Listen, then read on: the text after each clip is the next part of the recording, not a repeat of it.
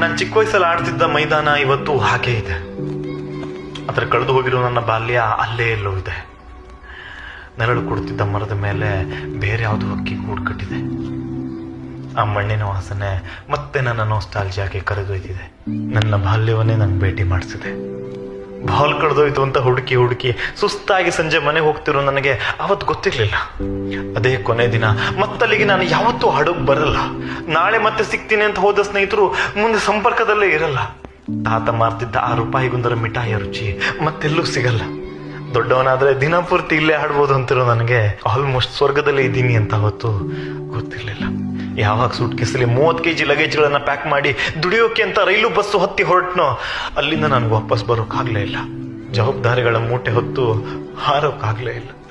ಅದೇ ಮರದಡಿಗೆ ಖುಷಿಯ ಬೀಗ ಹಾಕಿ ನಿಲ್ಲಿಸಿದ್ದ ನನ್ನ ಸೈಕಲ್ ಇವಾಗ ಎಲ್ಲಿದೆ ಅಂತ ನನಗೆ ಗೊತ್ತೇ ಇಲ್ಲ. ನೋವಾದ್ರೂ ಒಳ್ಳೋಕ್ಕಾಗ್ತಿಲ್ಲ. ಮತ್ತೆ ಸಂಜೆ ಆಗಿದೆ, ಮತ್ತೆ ಸುಸ್ತಾಗಿದೆ. ಆದ್ರೆ ಮನೆಗೆ ಹೋಗೋಕ್ಕಾಗ್ತಿಲ್ಲ. ಇಲ್ಲಿ ಎಷ್ಟೇ ಓವರ್ ಟೈಮ್ ಮಾಡಿದ್ರು ಮತ್ತೆ ಸ್ವರ್ಗಕ್ಕೆ ಹೋಗೋಕ್ಕಾಗ್ತಿಲ್ಲ.